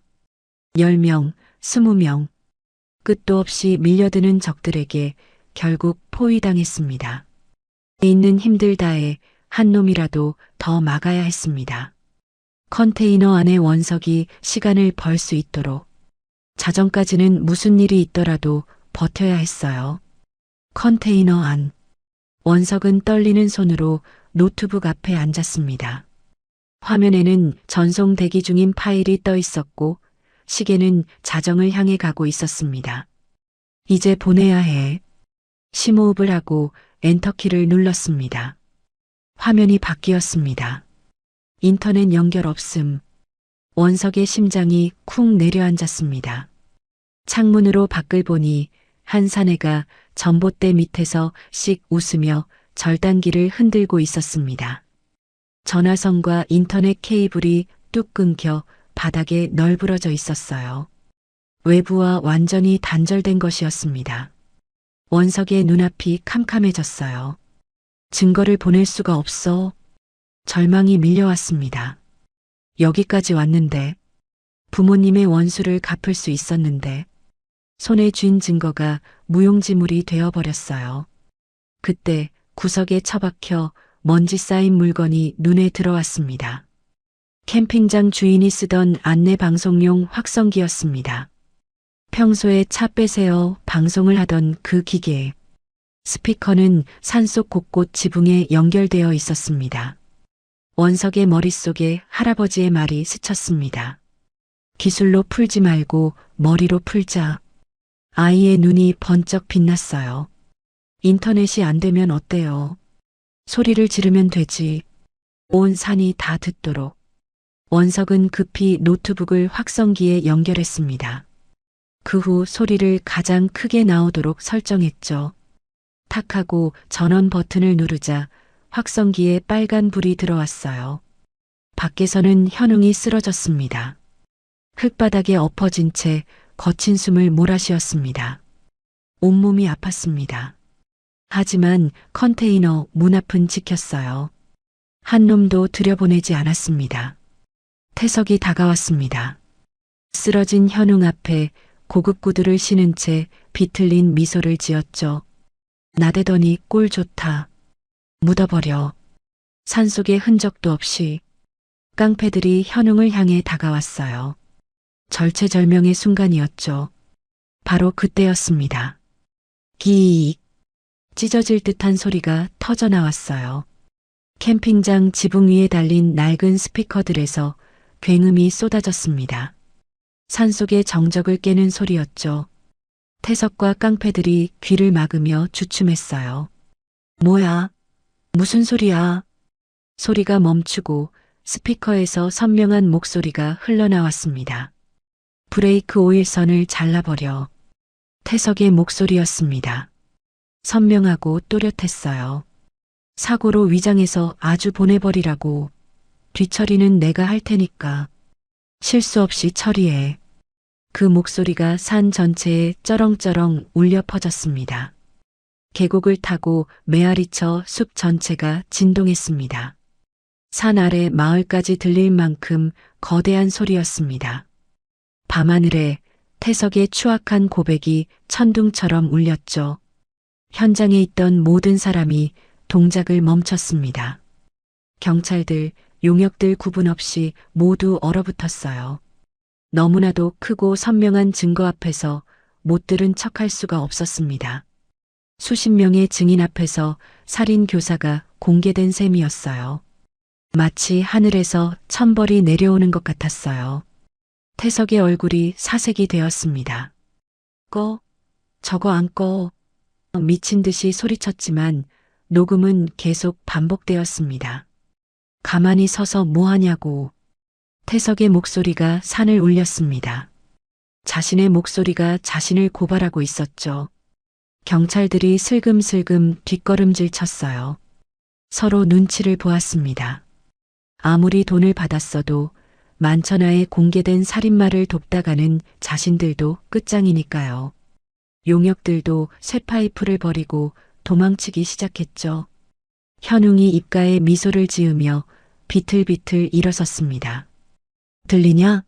최태석. 목소리는 갈라졌지만 눈빛은 살아있는 형사의 눈이었습니다. 니놈 목소리 참 우렁차구나. 온 산이 듣고 있어.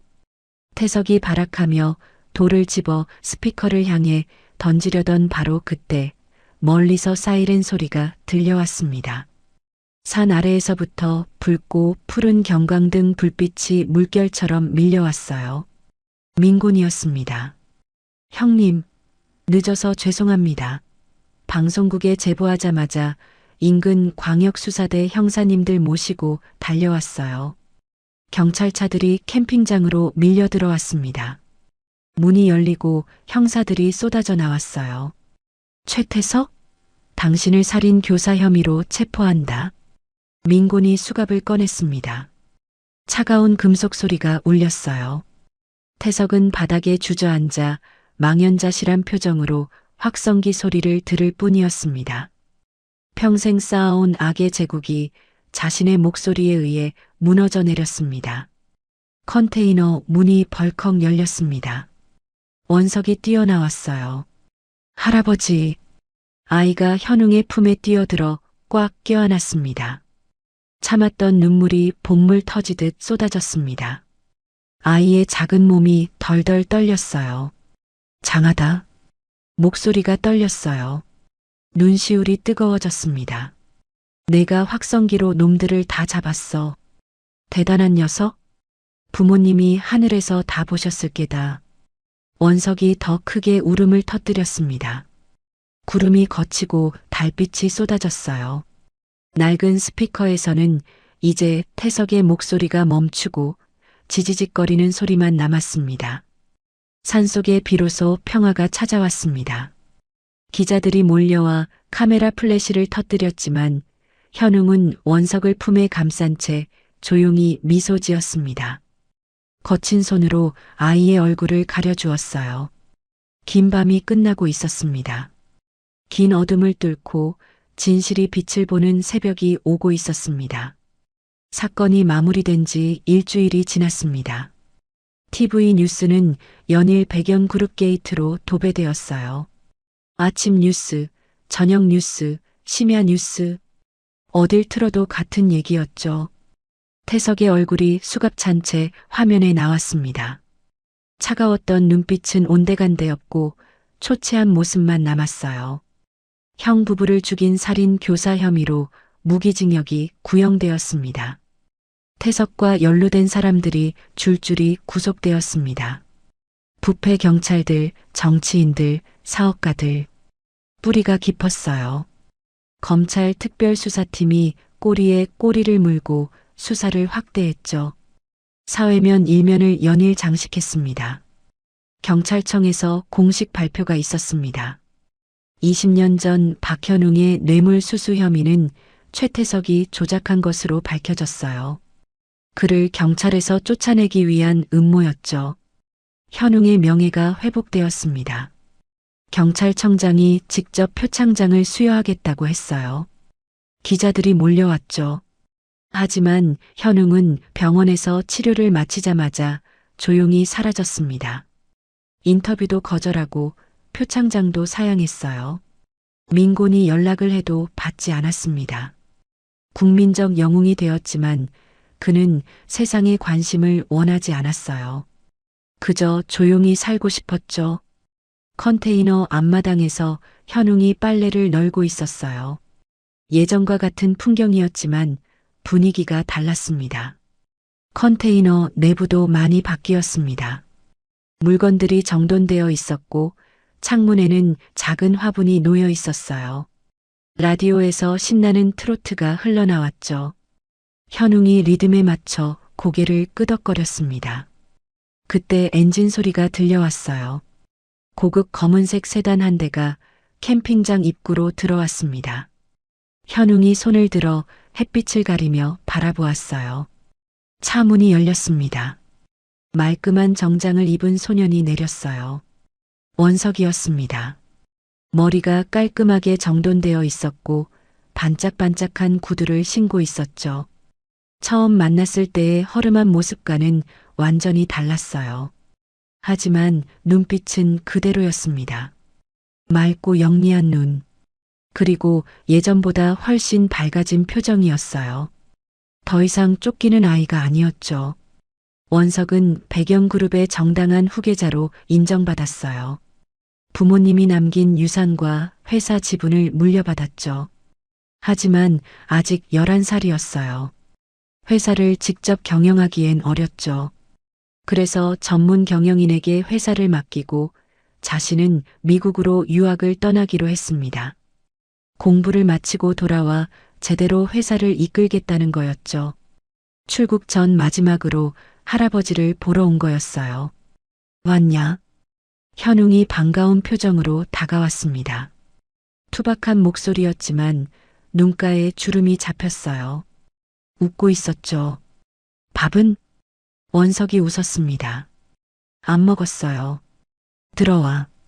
된장찌개 끓여줄게. 컨테이너 안으로 들어갔어요. 현웅이 가스버너에 불을 켜고 냄비를 올렸습니다. 된장을 풀고 두부를 썰어 넣었죠. 애호박도 넣고 파도 송송 썰어 넣었어요. 처음 만났던 그날 밤에도 이렇게 된장찌개를 끓여줬었죠. 비 오는 밤 떨고 있던 아이에게. 그때는 남은 재료로 대충 끓인 거였어요. 하지만 오늘은 달랐습니다. 재료도 넉넉하고 마음도 넉넉했죠. 짜잔. 현웅이 햄을 꺼냈어요. 두툼하게 썰어 찌개에 넣었습니다. 오늘은 특별히 햄도 넣었다. 원석이 눈을 반짝거렸어요. 우와, 햄이다. 찌개가 보글보글 끓었습니다. 구수한 냄새가 컨테이너 안에 가득 퍼졌어요. 밥솥에서 김이 올라왔죠. 두 사람이 마주 앉았습니다. 작은 상 위에 된장찌개와 밥, 김치가 놓였어요. 계란말이도 있었습니다. 유학 가면 햄버거만 먹을 텐데 많이 먹어둬라. 현웅이 밥그릇에 밥을 수북이 담아 원석에게 건넸습니다. 네. 원석이 숟가락을 들었어요. 뜨거운 찌개 국물을 한 입 떠먹었습니다. 몸이 따뜻해지는 것 같았어요. 밥을 먹다가 원석이 멈췄습니다. 품에서 두툼한 봉투를 꺼냈어요. 할아버지, 이거요. 봉투를 내밀었습니다. 작지만 사례금이에요. 받으세요. 현웅은 봉투를 보지도 않았어요. 고개를 저으며 돌려줬습니다. 난 이미 받았다. 원석이 고개를 갸웃거렸어요. 네. 뭐요? 너 살린 거. 그거면 돼. 돈보다 값진 거다. 현웅이 담담하게 말했습니다. 진심이었어요. 평생 형사로 살면서 이렇게 보람찬 일은 처음이었거든요. 원석은 예상했다는 듯 미소 지었습니다. 봉투를 다시 품에 넣었죠. 알았어요. 대신 다른 걸로 갚을게요. 다른 거? 가족처럼 매일매일 방학 때마다 올 거예요. 여름방학, 겨울방학. 매번 올 거예요. 원석이 장난스럽게 웃었어요. 비밀번호 바꾸지 마세요. 문 열고 들어올 거니까.